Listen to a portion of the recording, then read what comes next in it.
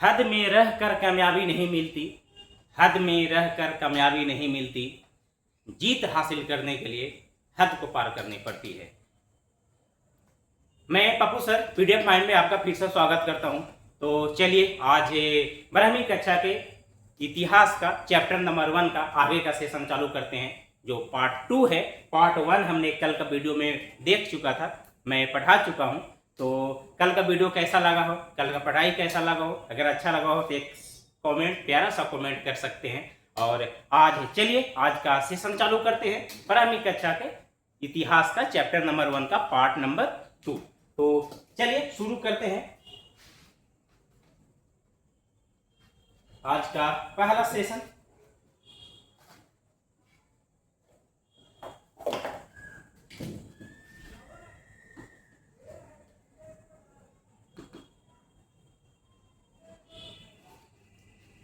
कल हम लोग पढ़ चुके थे कि हड़प्पा सभ्यता क्या था, हड़प्पा सभ्यता में कैसा उसका उजागर हुआ, कैसा उसका उत्खनन हुआ, कैसे कैसे क्या हुआ था, कल के क्लास में हम पढ़ चुके थे। तो चलिए आज का पहली क्लास शुरू करते हैं। हम लोग को पढ़ना है पुरातात्विक उत्खनन। पुरातात्विक उत्खनन के मतलब होता है कि खुदाई किस प्रकार से किया जाता है।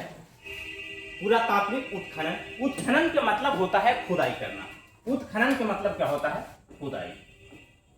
अब जो हड़प्पा सभ्यता जो है, हड़प्पा सभ्यता में जो चीजें भी मिली है वो खुदाई करके मिली है। हड़प्पा सभ्यता में जितना भी नगर मिला, जितना भी वस्तुएं प्राप्त हुआ, जितना हड्डियां मिला, जिनका मन के प्राप्त हुआ, वो सारे के सारे खुदाई के द्वारा ही निकला है। उसी को कहते हैं उत्खनन। चलिए पुरातात्विक उत्खनन क्या है? तो अब सवाल है कि हमें यह सब जानकारी कैसे मिली? जवाब है खुदाई से या उत्खनन से। कहने का मतलब क्या हो कि अगर कोई सवाल करता है कि हड़प्पा सभ्यता में जो चीजें मिली है उसका प्रूफ क्या है, वो कैसे मिला, कहां से प्राप्त हुआ। अब हड़प्पा सभ्यता और सिंधु घाटी सभ्यता की जब खुदाई किया जा रहा था तो खुदाई करने में बहुत सारा शहर निकला, चावल का दाना मिला, हल का साँच मिला, लिपस्टिकें मिला, हड्डियां मिला, बड़े बड़े मकान मिला, नालियां का साँच मिला, सड़कें का साँच मिला। तो कहने का मतलब कि ये सब कैसे मिला? इसका सवाल का जवाब एक ही है कि खुदाई से। काची से मिला? खुदाई से या उत्खनन से मिला। उत्खनन का मतलब होता है खुदाई। खुदाई जो है वो दो प्रकार से होता है। खुदाई कितने प्रकार का होता है? खुदाई दो प्रकार का होता है। पहला होता है लंबवत खुदाई, और दूसरा होता है क्षैतिज खुदाई। क्षैतिज खुदाई। लंबवत खुदाई क्या है? लंबवत खुदाई कहता है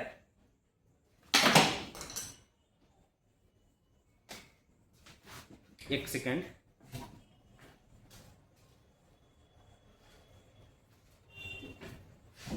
सॉरी मार्कर गिर गया था।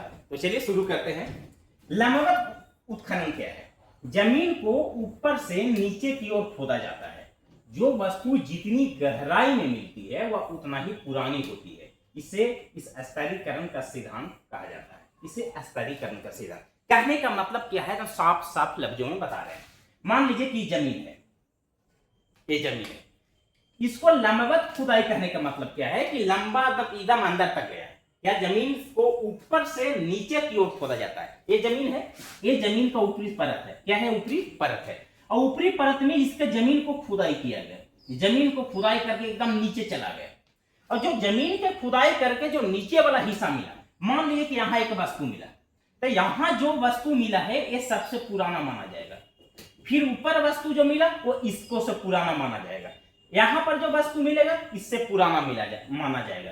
फिर जैसे जैसे जैसे जैसे धरती के ऊपर जाएगा, जो वस्तु धरती के जितना गहराई में खुदाई के बाद मिला है वो वस्तु उतना ही पुराना माना जाता है। याद रखिएगा, धरती के खुदाई के बाद जो वस्तु धरती के सबसे अंदर मिलेगा उतना ही वो पुराना माना जाएगा, और धरती के लेवल का जैसे जैसे ऊपरे मिलता जाएगा वो उतना ही वो नया प्राप्त होगा।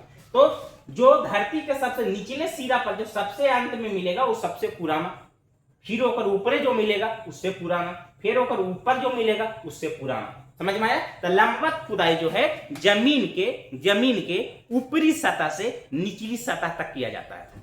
खुदाई ऊपरी सतह से निचली सतह तक किया जाता है, इसे वो कहते हैं लंबवत खुदाई। अब ये एक जमीन है, ये जमीन से अगर सबसे निचले हिस्सा पर अगर कोई वस्तु मिला तो सबसे पुराना माना जाएगा, यहां मिलेगा इससे पुराना माना जाएगा। जैसे जैसे ऊपर आ जाएगा नया होता जाएगा, और जितना गहराई में मिलेगा उतना ही उस वस्तु को पुराना माना जाता है। समझिए, ये था लंबवत उत्खनन।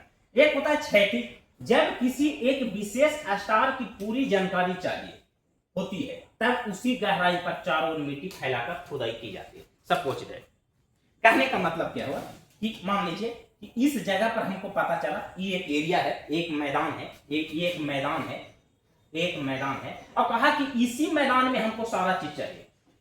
अब पता चल गया कि ए वाले मैदान में, ए वाले एरिया में ही सारे वस्तु खुदाई करके मिलेगा। तो यहाँ पर खुदाई किया, यहाँ पर खुदाई किया, यहाँ पर खुदाई किया, यहाँ पर खुदाई किया, यहाँ पर खुदाई किया, मतलब कि इतना ही इलाका में, ये फिक्स है कि इतना ही एरिया में आपको खुदाई करके निकालना है।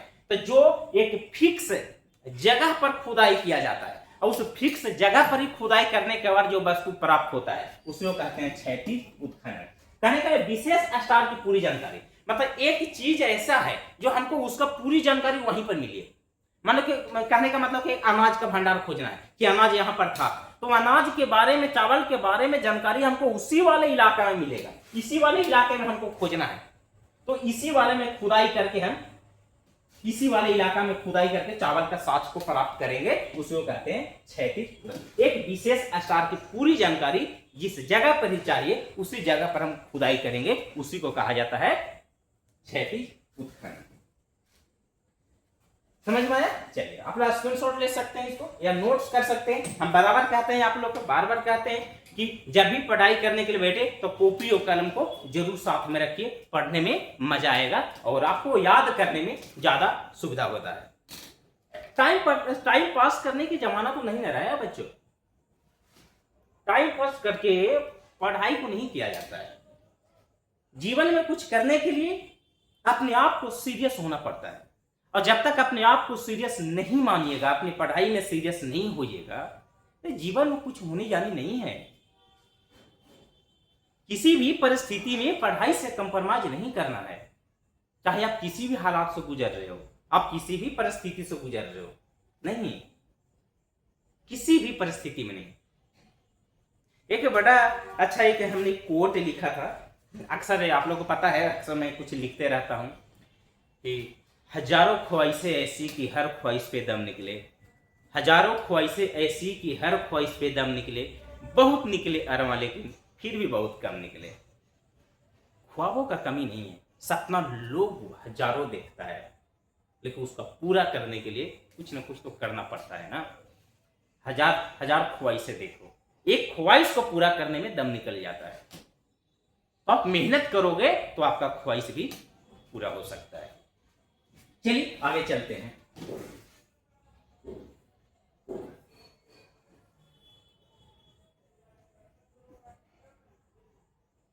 आगे है भारत में पुरातत्व। ध्यान से, भारत में पुरातत्व की शुरुआत, पुरातत्व का मतलब खुदाई। पुरातत्व का मतलब खुदाई कब से शुरू हो। तो कल वाला कहानी में हम बताए थे कि एक व्यक्ति था जो हड़प्पा नामक गांव में जब घूमते हुए गया तो देखा कि वहां के गांव के लोग जमीन के अंदर से मिट्टी निकाल रहे हैं। देखा, इग्नोर कर दिया। तो देखिए 15 जनवरी 1784 को विलियम जोन्स ने कोलकाता में एशियाटिक सोसाइटी की स्थापना की। कलकत्ता में, कहां? कलकत्ता में एशियाटिक सोसाइटी। एक विलियम जोन्स नाम का व्यक्ति था।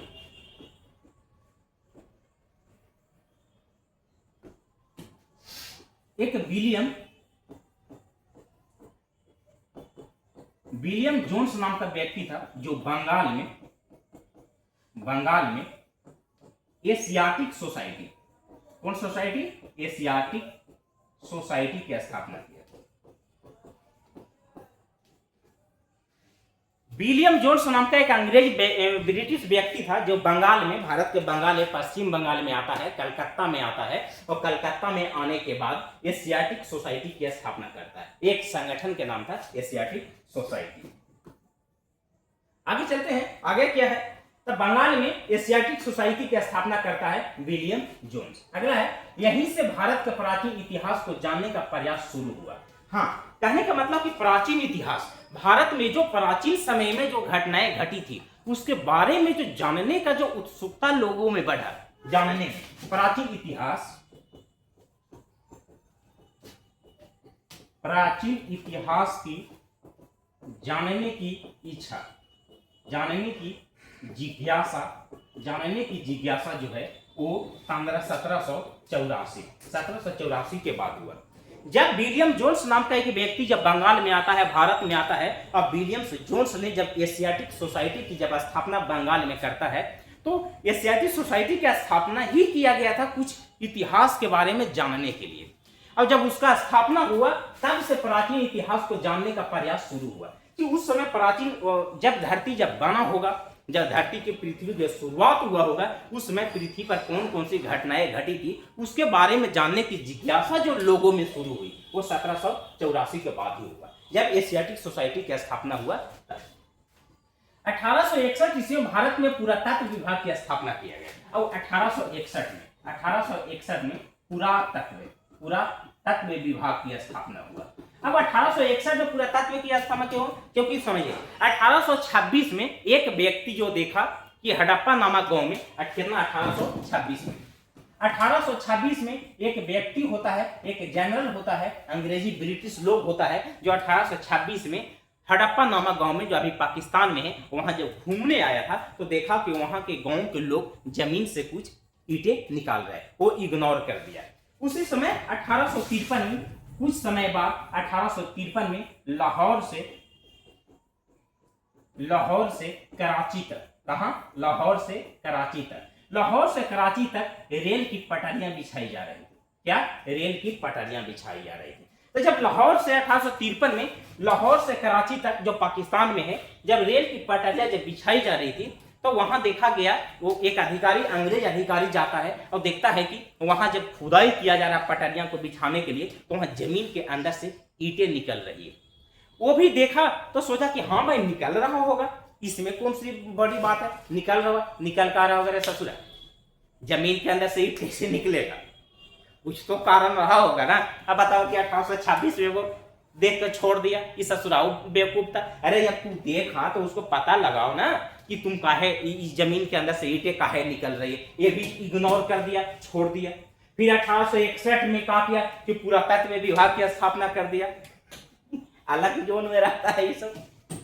1826 में जब देखा कि जब ईंटें निकल रही तो उसको जांच पड़ताल करना चाहिए था। 53 में देखा कि जब रेल की पटरियां बिछाई जा रही थी तब ईंटा निकल रहा, जांच पड़ताल करनी चाहिए था, नहीं किया। 1861 में स्थापना किया पुरातत्व विभाग का। कौन विभाग का? पुरातत्व विभाग का। पुरातत्व का मतलब होता है, पुरातत्व का मतलब होता है कि खुदाई करने का ऐलान। खुदाई करने के लिए एक संगठन बनाया, उसको कहा गया कि विभाग बनाया, उसको कहा गया पुरातत्व विभाग। कि कहने का मतलब था कि जब जमीन के अंदर से जब ईंटें निकलने लगी तब लोगों के मन में एक विकार सोच आया कि आखिर जमीन के अंदर से ईंटें क्यों निकल रही है, तो उसको जानने के लिए पुरातत्व विभाग की स्थापना किया, जो खुदाई करवाता था और खुदाई कर करके जमीन के अंदर से वस्तुएं निकलता था। इसके पहले डायरेक्टर बने अलेक्जेंडर कनिंघम। क्या बने? Alexander Cunningham. अब देखिए पुरातत्व,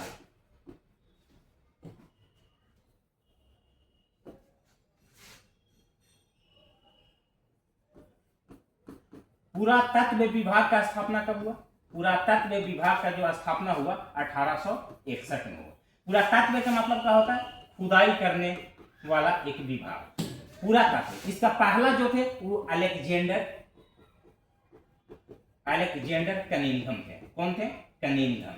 अब जो अलेक्जेंडर कनिंघम पुरातत्व विभाग का पहले जो जनरल बने 1861 में, जब पुरातत्व विभाग का स्थापना हुआ तो इसका जो पहले जनरल जो बने उस जनरल व्यक्ति का नाम था अलेक्जेंडर कनिंघम। क्या नाम था? Alexander Cunningham. अलेक्जेंडर के कनिंघम में पुरातत्व विभाग का स्थापना हुआ और पहले जनरल बनने के बाद अलेक्जेंडर कनिंघम के समय में ही खुदाई शुरू हुआ।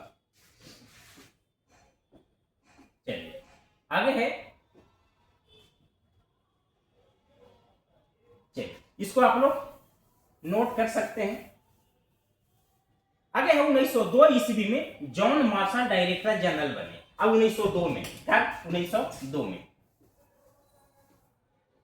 1861 में कनिंघम बना। कौन बना? कनिंघम। 1902 में जॉन मार्शल डायरेक्टर बना। जॉन मार्शल, क्या? John Marshall.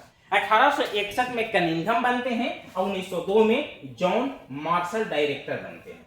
जॉन मार्शल के समय में ही दयाराम साहनी ने हड़प्पा सभ्यता की खुदाई की। हाँ, अब चलते हैं जो जिसके बारे में। अब जॉन मार्शल 1921 में, 1902 में John Marshall director of general बनते हैं। पुरातत्व विभाग का हेड बनते हैं। कौन? पुरातत्व विभाग का हेड जो है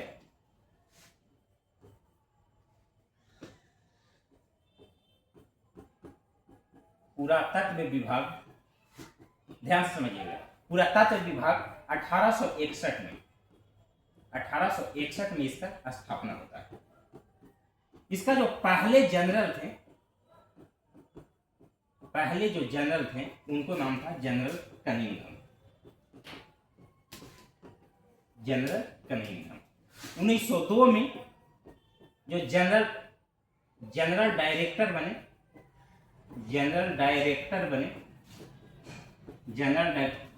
बने उनको नाम था जॉन मार्शल। जॉन मार्शल के ही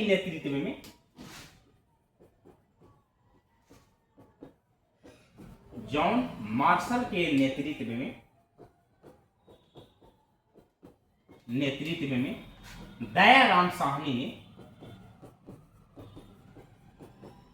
दयाराम साहनी ने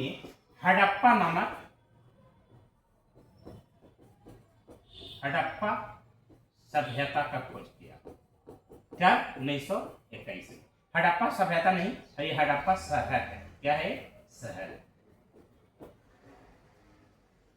अब देखिए 1861 में पुरातत्व विभाग का स्थापना होता है। 1861 में पुरातत्व विभाग का स्थापना होता है और पुरातत्व विभाग का जो पहले जनरल डायरेक्टर बने उनको नाम था जनरल कनिंघम। क्या नाम था? General Cunningham. 1902 में जो जनरल डायरेक्टर बने उनको नाम था जॉन मार्शल। और जॉन मार्शल के नेतृत्व में ही पहली बार दयाराम साहनी ने हड़प्पा नामक शहर का खोज किया। जिस जगह पर खुदाई दयाराम साहनी ने करवाया, उस जगह में जब जमीन के अंदर जब खुदाई करवाया गया ना दयाराम साहनी के द्वारा, तो जमीन के अंदर से शहर निकल रहा है। अंदर जब खुदाई किया गया तो पूरा जमीन के अंदर पूरा का पूरा शहर बसा हुआ है। लोग देख के दंग रह गए कि ये क्या है भाई। जमीन के अंदर जैसे धरती के ऊपर, जमीन के ऊपर जैसे एक शहर बसा हुआ है ना, उसका उदम वैसे ही शहर एक जमीन के अंदर जब खुदाई किया गया तो लोग देखकर दंग रह गए। तो जॉन मार्शल के नेतृत्व में पहली बार दयाराम साहनी ने हड़प्पा नामक शहर का खोज किया। क्या किया? 1921 में। फिर 1922 में रखाल दास बनर्जी, जिनको आरडी बनर्जी कहते हैं, ये जो थे मोहनजोदड़ो का खोज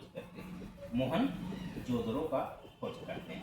कहने का मतलब क्या हुआ कि जॉन मार्शल के नेतृत्व में जब पहली बार दयाराम साहनी के द्वारा हड़प्पा नामक शहर का जो खुदाई किया गया तो जमीन के अंदर से जब पूरा का पूरा शहर का स्ट्रक्चर कहा गया कि ये क्या है। जमीन के अंदर पूरा एक शहर बसा हुआ है धरती के अंदर।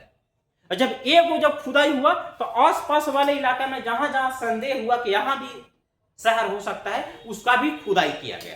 अब ऐसे बहुत सारे शहर लगभग भारत में 1400 से अधिक शहर खोजा गया।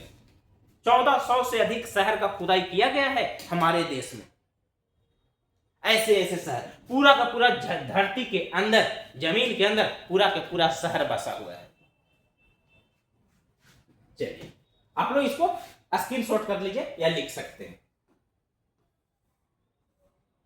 चलिए आगे था 1924 ईस्वी में जॉन मार्शल ने पूरे विश्व के सामने सिंधु घाटी सभ्यता की खोज की घोषणा कर दी। अब कहने का मतलब क्या हुआ कि ध्यान से समझिए। 1921 में क्या खोज हुआ? हड़प्पा का खोज हुआ। 1922 में किसका खोज हुआ? मोहनजोदड़ो का हुआ। मोहनजोदड़ो का खोज हुआ। अच्छा, 2 शहर का जब खोज हो गया, हड़प्पा का और मोहनजोदड़ो का, तो 1924 में जॉन मार्शल ने कहा कि पूरी दुनिया के सामने कह दिया कि भारत में खुदाई किया जाएगा। अब भारत में खुदाई करके निकाला जाएगा, नए नए शहर निकाला जाएगा। अब खुदाई होगा, क्योंकि 2 शहर मिल गया, एक हड़प्पा मिला 21 में और 22 में मिला मोहनजोदड़ो। हड़प्पा कौन किया? दयाराम साहनी। मोहनजोदड़ो कौन किया? आरडी बनर्जी, जिसको कहते हैं रखाल दास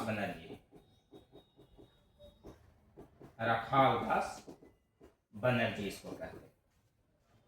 अब 1921 में हो गया, 22 में हो गया और 24 में कहा कि अब 2 जगह पे नहीं, 2 शहर का नहीं, अभी और शहर का खुदाई किया जाएगा और पूरी दुनिया में इस सभ्यता को नाम दे दिया गया सिंधु घाटी सभ्यता।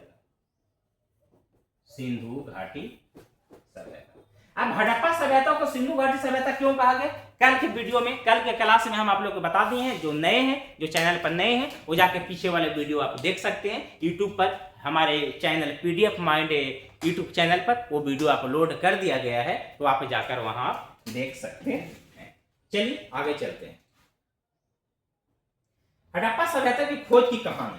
अब हड़प्पा सभ्यता की खोज की कहानी क्या है, ये कैसे खोजा हुआ? तो 1826 में चार्ल्स मेंशन ने पहली बार हड़प्पा टीले का उल्लेख किया था। हम बताए थे ना कि 1826 में कौन? Charles mention.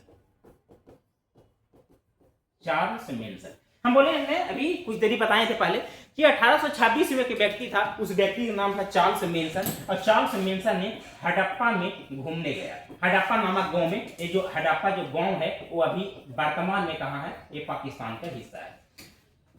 चार्ल्स मेंशन 1826 में हड़प्पा गांव में जब घूमने गया तो वहां देखा कि वहां की महिलाएं, जो वहां के पुरुषों, वहां के जो गांव के लोग हैं, वो जमीन के अंदर से क्या निकाल रहे हैं? ईंटें निकाल रहा है। तो सबसे पहली बार हड़प्पा सभ्यता के खोज में हड़प्पा 1826 में चार्ल्स मेंशन ने पहली बार हड़प्पा टीले का उल्लेख किया था। वो बताया था कि हम इस गांव में जब घूमने गए थे तो वहां के लोग जमीन के अंदर से ईंटें निकाल रहा था।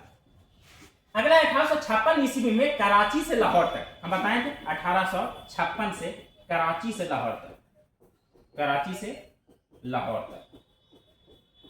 लाहौर तक रेल की पटरियां बिछाई जा रही है।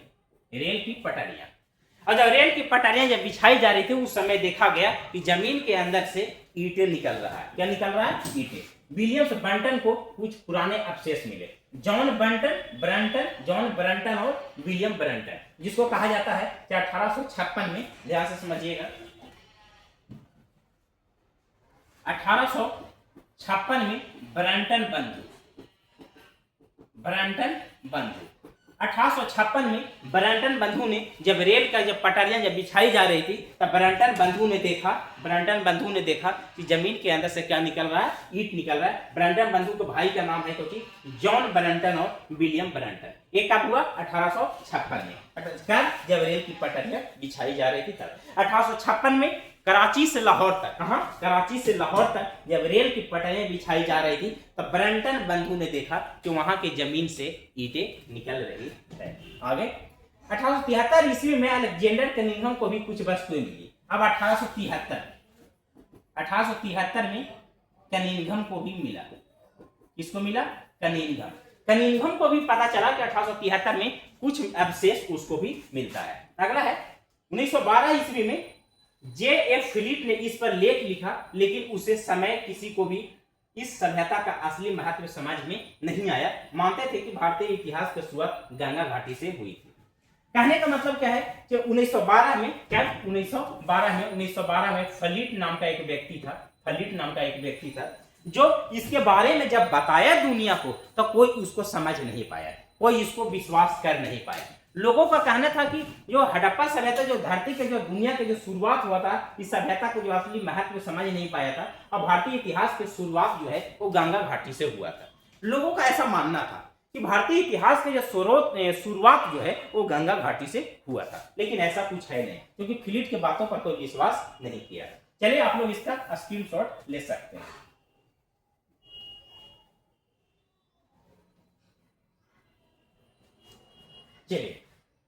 चलिए आगे क्या हुआ? अब जब हड़प्पा सभ्यता की जब खोज हो गया, मोहनजोदड़ो का जब खोज हो गया, जब ये पता चला कि कनिंघम चार्ल्स मेंशन ने क्या क्या किया, जॉन मार्शल 1902 में बने पुरातत्व विभाग का डायरेक्टर, जनरल ऑफ डायरेक्टर। 1921 में जब खोज हुआ तो इसके आगे क्या हुआ, कहता है 1921 इसमें दयाराम साहनी ने हड़प्पा खुदाई की और मोहरे फरा। 1921 में ये बताएं, 1921 में कौन, दयाराम साहनी, दयाराम साहनी, दयाराम साहनी ने हड़प्पा नामक शहर का खोज करवाया। कौन, हड़प्पा नामक शहर का खोज करवाया, जो अभी हड़प्पा, हड़प्पा कहाँ है अभी, एक पाकिस्तान में, कहाँ है वर्तमान में, पाकिस्तान में। हड़प्पा कब खुदाई किया गया, 1921 में इसका खुदाई किया गया। कुछ मोहरे प्राप्त हुए, मतलब कि मोहर मारने वाला कुछ मिला। 1922 ईस्वी में राखाल दास बनर्जी ने मोहनजोदड़ो की खोज की। बताएं अभी 1922 में आर.डी. बनर्जी भी इनको कहते हैं, आर.डी. बनर्जी किसका खोज किए, मोहनजोदड़ो का, मोहनजोदड़ो का खोज किया। अगला है मोहनजोदड़ो पाकिस्तान के सिंध प्रांत में सिंधु नदी के किनारे है। आज जो मोहनजोदड़ो है वो किस नदी के किनारे है, तो सिंधु नदी के किनारे है, सिंधु नदी के किनारे है। और किस प्रांत में है, तो सिंध प्रांत में है। सिंध प्रांत के मतलब का कि सिंध वाले इलाका में, जो सिंध जो इलाका है पाकिस्तान में, तो सिंध वाले इलाका में ही एक नदी बहता था, उस नदी का नाम है सिंधु नदी। और सिंधु नदी में ही क्या पता हमको मिला, मोहनजोदड़ो का खुदाई करके मिला। इसके बाद एक एक करके कई नगर मिलते गए। अगला है टिकट महोदय ने हड़प्पा और मोहनजोदड़ो को एक बड़े साम्राज्य को जुड़वा राजधानी ले, हड़प्पा और मोहनजोदड़ो को एक बड़े जुड़वा राजधानी के बारे में बताया कि हड़प्पा और सभ्यता जो है वो सिंधु घाटी सभ्यता की जुड़वा राजधानी है। चलिए आगे चलते हैं, लिख सकते हैं, स्क्रीनशॉट ले सकते हैं आप लोग। अब है हड़प्पा सभ्यता। हड़प्पा सभ्यता के बारे में, जब हड़प्पा शहर जब खुदाई हो गया, इसके बारे में पढ़ रहे हैं। सिंधु घाटी सभ्यता में सबसे पहला शहर जो था वो हड़प्पा था। अब सिंधु घाटी सभ्यता, सिंधु घाटी सभ्यता, ये सिंधु घाटी सभ्यता क्या था, बताए थे कि हड़प्पा सभ्यता को सिंधु घाटी सभ्यता कहा गया। क्यों कहा गया, कि हड़प्पा सभ्यता के लोग जो थे, पहले के जो लोग थे, सबसे ज्यादा व्यापार, मतलब सबसे ज्यादा व्यापार इसी से करते, सिंचाई इसी से करते थे, आवागमन इसी से करते, परिवहन का सुविधा इसी से था, जानवरों का पानी पिलाने का, नहाने का, धोने का, और सबसे अधिक जो शहर मिला वो सिंधु नदी के किनारे मिला। इसीलिए हड़प्पा सभ्यता को सिंधु घाटी सभ्यता कहा गया। सिंधु घाटी सभ्यता में हड़प्पा, सिंधु घाटी सभ्यता में हड़प्पा जो है सबसे पुराना शहर है। क्या है, सबसे पुराना शहर है। दयाराम साहनी ने हड़प्पा शहर की खोज 1921 में किया। हम बता दें कि दयाराम साहनी ने हड़प्पा सभ्यता का खोज, हड़प्पा शहर का खोज 1921 में किया। कौन किया, 1921 में, 1921 में किया। हड़प्पा सभ्यता का ज्यादातर भाग रेलवे लाइन बनने के कारण नष्ट हो गया। सही बात है, जब रेलवे लाइन जब बिछाया जा रहा था, कहां से कहां तक, कराची से लाहौर तक, कराची से लाहौर तक, तो कराची से लाहौर तक पटरियां बिछाई जा रही, जब इसका खुदाई हो रहा था, तो ज्यादातर भाग जो है वो खुदाई में ही खराब हो गया। पता नहीं चला कि यहाँ क्या था क्या नहीं था, लेकिन कुछ भाग बचा था, तो उससे एक अनुमान लगाया गया। हड़प्पा सभ्यता रावी नदी के किनारे है। अब ये जो हड़प्पा सभ्यता है किस नदी के किनारे है, रावी नदी के किनारे, रावी नदी। मोहनजोदड़ो किस नदी के किनारे था, मोहनजोदड़ो सिंधु नदी के किनारे। मोहनजोदड़ो 1922 में कौन किए, आर.डी. बनर्जी ने। किस नदी के किनारे है, वो सिंधु नदी के किनारे है, सिंधु नदी के। हड़प्पा पूछेगा हड़प्पा किस नदी के किनारे है, तो रावी नदी के किनारे है। हड़प्पा शहर में स्त्री के गर्भ से पौधा निकलता हुआ दिखता है। कहने का मतलब क्या है कि हड़प्पा सभ्यता का जब खोज निकला गया तो कहा गया एक ऐसा स्ट्रक्चर मिला है, एक ऐसा स्ट्रक्चर, ऐसा चित्र मिला है जिसका कहा कि स्त्री के गर्भ से एक पौधा निकलता हुआ दिखाया गया है, एक पौधा निकलता हुआ दिखलाया गया है स्त्री के। बहुत डबल स्टार क्वेश्चन लगा लीजिए, इसमें ना क्वेश्चन पूछता है कि हड़प्पा शहर में स्त्री के गर्भ से पौधा निकलता हुआ दिखता है, मतलब कहेगा स्त्री के गर्भ से पौधा निकलता हुआ सिंधु घाटी सभ्यता के किस शहर से प्राप्त हुआ है, तो हुआ है हड़प्पा सभ्यता से। चलिए आगे चलते हैं, स्क्रीनशॉट ले सकते हैं आप लोग।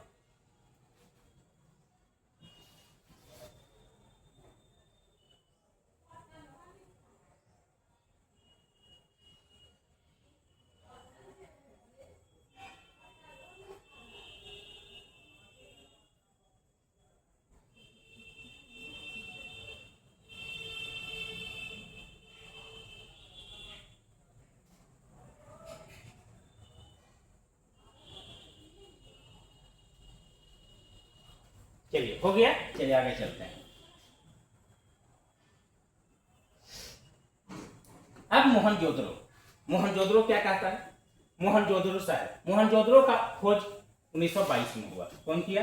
दयाराम साहनी, सॉरी राखाल दास बनर्जी, राखाल दास बनर्जी। मोहनजोदड़ो किस नदी के किनारे है? तो मोहनजोदड़ो सिंधु नदी के किनारे है, सिंधु नदी के किनारे। मोहनजोदड़ो खोज राखाल दास बनर्जी ने किया। सिंधु नदी मोहनजोदड़ो के किनारे बसा, सॉरी मोहनजोदड़ो सिंधु नदी के किनारे बसा हुआ है। मोहनजोदड़ो का भाषा सिंधी था। अब मोहनजोदड़ो का जो भाषा था, भाषा वो किस भाषा में बोला जाता था? वो सिंधी भाषा था, सिंधी भाषा। मोहनजोदड़ो का अर्थ होता है मृतकों का टीला। अब मोहनजोदड़ो का जो अर्थ है, मोहनजोदड़ो, मोहनजोदड़ो का जो अर्थ होता है वो होता है मृतकों का टीला, मृतकों का टीला। इसका मतलब क्या हुआ? कहा कि जब मोहनजोदड़ो का खोज किया गया तो मोहनजोदड़ो को खोज करते समय एक ऐसा अनुभव किया गया कि वहां मोहनजोदड़ो में लाशों को दफनाया जाता था। लोग जब मरते थे ना, तब मरने के बाद दफनाया जाता है तो उसका धीरे धीरे मट्टी चढ़ते चढ़ते वो टीला जैसा हो गया था। तो कहा गया कि मोहनजोदड़ो में जितना जब मोहनजोदड़ो का खोज हुआ तो जितना एरिया में मोहनजोदड़ो का खोज हुआ, अधिकतर वाले इलाके में टीला जैसा मिला, जहां पर लोगों को दफनाया जाता था मरने के बाद। भीतर वो शाही मिला जहां पर लोगों का दफनाया गया है, अवशेष मिला है। तो कहा गया कि मोहनजोदड़ो जो है वो मृतकों का टीला है, माना मारा हुआ व्यक्ति का एक टीला है, जो कि अधिकतर लोगों को दफनाया कहा जाता था? मोहनजोदड़ो वाला इलाका में। मोहनजोदड़ो का सिंध का बाग कहा जाता था। और सिंध का बाग इसलिए कहा जाता था, सिंध का बाग, मोहनजोदड़ो को सिंध का बाग इसलिए कहा जाता था कि सिंधु नदी के किनारे वाला जमीन उपजाऊ होता था। सिंधु नदी के किनारे, सिंधु नदी के किनारे वाला जमीन क्या होता था? उपजाऊ होता था। क्या होता था? उपजाऊ। सिंधु नदी के किनारे वाले, सिंधु नदी के आसपास वाले जमीन बहुत ज्यादा मात्रा में उपजाऊ था। वहां फसल अच्छी होता था, उच्च क्वालिटी का होता था। इसलिए मोहनजोदड़ो के सिंध का बाग कहा जाता था। क्या कहा जाता था? सिंध का बाग। क्यों? क्योंकि सिंधु नदी के किनारे, सिंधु नदी के किनारे जो जमीन होता था वो क्या होता था? उपजाऊ होता था। क्या? उपजाऊ। तो सिंधु नदी के किनारे वाला क्षेत्र अधिक उपजाऊ होने के कारण सिंध को बाग कहा गया। सिंधु घाटी सभ्यता की सबसे प्रसिद्ध और सबसे बड़ा शहर मोहनजोदड़ो था। क्या था? मोहनजोदड़ो था। अब सिंधु नदी के किनारे, अब सिंधु घाटी की सबसे प्रसिद्ध और सबसे बड़ा शहर कौन था? मोहनजोदड़ो। मोहनजोदड़ो जो था सबसे बड़ा और प्रसिद्ध, सबसे बड़ा और प्रसिद्ध शहर था। मोहनजोदड़ो शहर से सूती कपड़े के साथ मिले। अब मोहनजोदड़ो से क्या मिला? सूती कपड़ा, सूती कपड़ा मिला है मोहनजोदड़ो से। मोहनजोदड़ो से क्या मिला? सूती कपड़ा मिला है। चलिए स्क्रीनशॉट ले लीजिए आप लोग, आगे चलते हैं। कोई अगर डाउट हो किसी प्रश्न पर, किसी क्वेश्चन में अगर डाउट हो तो आप कमेंट बॉक्स में कर सकते हैं। हम कमेंट पढ़ने का भरपूर प्रयास करेंगे, टाइम निकाल कर हम पढ़ने का भरपूर प्रयास करेंगे। और कमेंट बॉक्स में अगर आपका डाउट आता है तो हम अगली क्लास में, अगले दिन, नेक्स्ट दिन आपका डाउट सबसे पहले क्लियर करेंगे, उसके बाद न्यू सेशन को हम स्टार्ट करेंगे। ठीक है? तो चलिए आप लोग स्क्रीनशॉट ले सकते हैं।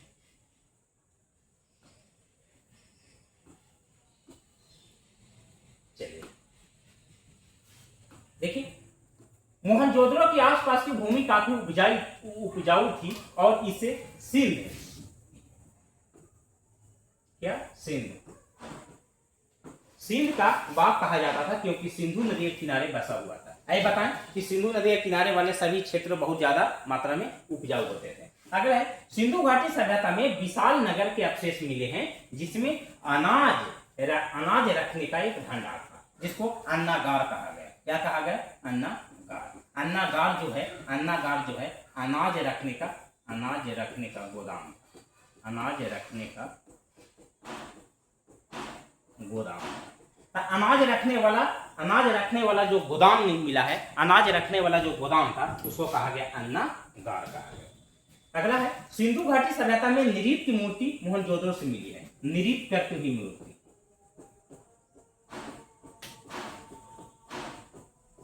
नृत्य करती हुई मूर्ति जो है वो कहां से मिला? मोहनजोदड़ो से मिला। अब सुन बताइए, हम बताए थे कि हड़प्पा सभ्यता सिंधु घाटी सभ्यता जो है, सिंधु घाटी जो सभ्यता जो है हम पहली क्लास में बता चुके, उसका लिपि जो है वो लिपि जो है सिंधु घाटी सभ्यता की जो लिपि है, यहाँ पर लिख रहे हैं लिपि, सिंधु घाटी सभ्यता की जो लिपि है वो आप पठनीय है, आप पठनीय है, और क्या है? भावनात्मक है, भावनात्मक है, और क्या है? और चित्रात्मक है, चित्रात्मक। सिंधु घाटी सभ्यता के जो लिपि है वो भावनात्मक है, चित्रात्मक है और अपठनीय है। कहने का मतलब क्या कि सिंधु घाटी सभ्यता में जो चीज लिखा जो पढ़ा नहीं गया, भाव व्यक्त किया गया, जो वस्तु हमको मिला सिंधु घाटी सभ्यता की खुदाई में, जो वस्तुएं हमें प्राप्त हुआ उस वस्तु से अनुमान लगाया गया है, अनुमान लगा कर बताया गया है कि उस समय के लोग क्या क्या करते होंगे। चित्रात्मक जो मूर्तियां मिला उस मूर्ति से अनुमान लगाया गया है कि पहले के लोग क्या करते थे। जैसे मोहनजोदड़ो में नृत्य करती हुई मूर्ति मिला, एक लड़की का मूर्ति है, नृत्य करती लड़की का मूर्ति, एक लड़की है जो नाच रही है और नाचते हुए उसका मूर्ति मिला है। तो एक से अनुमान लगाया गया कि हड़प्पा सभ्यता के लोग, सिंधु घाटी सभ्यता के लोग डांस करना भी जानता था, नाच करना भी जानती थी वहां की लड़कियां। कहां की? मोहनजोदड़ो। चलिए, तो यहाँ की लिपि जो है, लिपि जो है अपठनीय है, भावनात्मक है और चित्रात्मक है, इसको पढ़ा नहीं गया। मोहनजोदड़ो से नृत्य करती हुई लड़की का एक मूर्ति मिला है, जेकरा से अनुमान लगाया गया कि उस समय की लड़कियां डांस भी करना जानती थी। चलिए आगे चलते हैं। सिंधु घाटी सभ्यता, सिंधु घाटी सभ्यता में विशाल स्नानागार के अवशेष मोहनजोदड़ो से मिला है। अब अन्नागार भी मिला, अन्नागार भी मिला, स्नानागार भी मिल रहा है। क्या? अन्नागार और स्नानागार भी मिल रहा है। मोहनजोदड़ो में अच्छी तरह से नियोजित करके एक उन्नत जल निकास प्रणाली और सार्वजनिक स्नान घर जैसे सुविधा है। कहने का मतलब क्या हुआ कि सिंधु घाटी सभ्यता जो है, सिंधु घाटी सभ्यता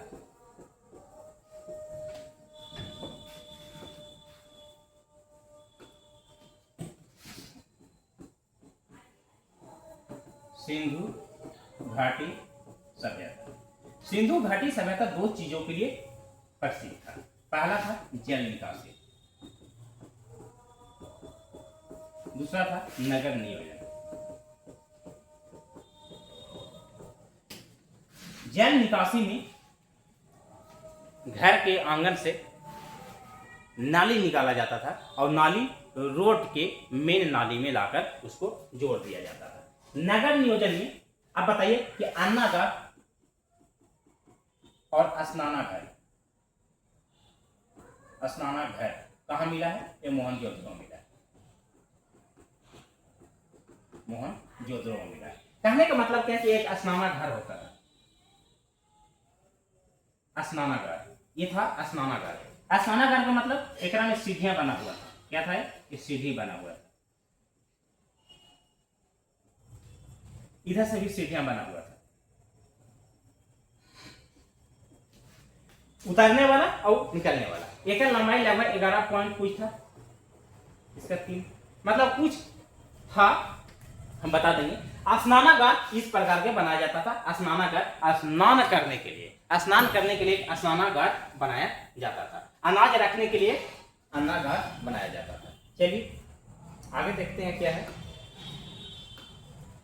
मोहनजोदड़ो में आगे सिंधु घाटी सभ्यता में सड़क के एक दूसरे को समकोण पर काटती थी। सड़क एक दूसरे पर समकोण पर काटती थी, कल ही बताए थे कि मान लीजिए कि एने से एक सड़क जा रहा है और एक सड़क इधर से आ रहा है, तो ये एक दूसरे को मिलेगा। एक सड़क अगर इधर से आ रहा है, एक सड़क इधर से जा रहा है, इधर से, और एक इधर से आ रहा है, एक इधर से आ रहा है, तो एने वाला सड़क एने वाला को सामने मिलेगा, एने वाला से आते हुआ सड़क और एने वाला से आते हुए सड़क दोनों सामने मिलेगा।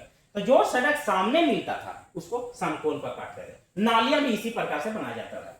यह क्षेत्र कृषि और व्यापार के लिए महत्वपूर्ण था और सिंधु घाटी सभ्यता की समृद्धि में योगदान देता था। यह शहर लगभग 500 हेक्टेयर के क्षेत्र में फैला हुआ है। शहर के लगभग 35,000 लोग रहते थे। अब कहें कि सिंधु घाटी सभ्यता जो है 500 हेक्टेयर 500 हेक्टेयर क्षेत्र में फैला। एक हेक्टेयर के मतलब होता है, एक हेक्टेयर में होता है 3.95 बीघा। 500 हेक्टेयर था, सोचिए एक हेक्टेयर में लगभग 4 बीघा होता है, 4.25 बीघा के आसपास जमीन होता है। प्राप्त वस्तुएं, आप बताइए यहाँ से क्या क्या मोहनजोदड़ो से क्या क्या प्राप्त हुआ। तो यहाँ से 1398 मोहरे, पुजारी का सिर, जो पंडित जो था वो पंडित का सिर मिला है जो पूजा करता था मंदिर में। कांस की नर्तकी, मतलब कांस की एक मूर्ति मिला, जो बताए ना कि कांस धातु की नृत्य करती हुई लड़की, नृत्य करती लड़की का मूर्ति मिला है। ये किस धातु का क्वेश्चन पूछेगा कि नृत्य करती हुई लड़की का जो मूर्ति मिला है वो किस धातु का बना हुआ है, तो कांस धातु का बना हुआ है। सूती कपड़ा के साथ मिला, पानी का जहाज मिला, मेसोपोटामिया की मोहरें मिली, हाथी दांत की मिला, तराजू मिला, पशुपति की मुद्रा मिला और वस्तुएं प्राप्त। पशुपति मतलब शिव भगवान, पशुपति मतलब शिव भगवान, शिव का मुद्रा मिला। हो गया, चलिए आगे चलते हैं। चलिए आज की क्लास यहीं पर समाप्त करते हैं। आपका स्लाइड खत्म हो गया है, तो मेहनत करते रहिए, पढ़ते रहिए, हंसते रहिए, खेलते रहिए, मुस्कुराते रहिए। आज की क्लास हम यहीं पर समाप्त करते हैं। तो आज की क्लास यहीं पर समाप्त करते हैं। जाते जाते आप लोग को एक मोटिवेशन, एक शायरी सुना कर जाते हैं जो हमने खुद अपनी से लिखा है, कि कहता है कि जिंदगी सबकी एक जैसी नहीं होती है पार्थ, जिंदगी सबकी एक जैसी नहीं होती है पार्थ, किसी को बिना मांगे हर खुशी मिल जाती है, किसी को मांग कर भी कुछ नहीं मिलता। कह रहा है कि जिंदगी सबकी एक जैसी नहीं होती है पार्थ, किसी को सब कुछ बिना मांगे मिल जाती है और किसी को बहुत कुछ मांगने के बाद भी नहीं मिलता। तो कैसा लगा आज की क्लास? आप लोग मेहनत कीजिए, पढ़ते रहिए और हमारे चैनल के साथ जुड़े रहिए। हम रोज इसी टाइम पर आप लोग से रूबरू होता हूं और आप लोग के सामने हर रोज एक नए सेशन का दिलचस्प वीडियो लेकर आता हूं। तो आप लोग पढ़ते रहिए और मेहनत करते रहिए। बाकी रिजल्ट मेरे पर छोड़ दीजिए, कैसे पढ़ाना है, कौन सी टॉपिक पढ़ाना है। आप लोग मेहनत कीजिएगा तो हम भी मोटिवेट होंगे। और अगर क्लास अच्छा लगा हो तो एक लाइक कर दीजिए, शेयर कर दीजिए, सब्सक्राइब कर दीजिए और एक प्यारा सा कॉमेंट कर दीजिए जिससे मुझे खुशी हो सके। तो जाते जाते एक और शायरी सुना देता हूँ कि दूसरों की रफ्तार देखकर अपनी चाल पर शक मत किया कीजिए। दूसरों की रफ्तार देखकर अपनी चाल पर शक मत कीजिए, सबकी किस्मत की घड़ी समय अलग होता है। कह रहा है कि दूसरों की चाल देखकर शक मत कीजिए, सबकी किस्मत की घड़ी का समय अलग होता है। सबका किस्मत चमकेगा, सभी का किस्मत चमकेगा। एक था जिंदगी सबकी एक जैसी नहीं होती है पार्थ, जिंदगी सबकी एक जैसी नहीं होती है पार्थ, किसी को बिना मांगे सब कुछ मिल जाता है और किसी को मांगने पर भी कुछ नहीं मिलता है। तो आप मेहनत करते रहिए, आप मेहनत कीजिएगा तब बिना मांगे आपको कुछ मिलेगा। आप सिर्फ मेहनत कीजिए, बाकी जो सफलता मिलेगा या नहीं मिलेगा वो किस्मत पर छोड़ दीजिए, लेकिन आप मेहनत करना जारी रखिए। मेहनत नहीं कीजिएगा तो आपको सफलता नहीं मिलेगा। चलिए ये क्लास यहीं पर समाप्त करते हैं। चलिए फिर आप लोग को इसी समय इसी YouTube चैनल पर, PDF माइंड चैनल पर आप लोग से फिर मैं कल इसी टाइम रूबरू होऊंगा। तब तक के लिए धन्यवाद। जय हिंद।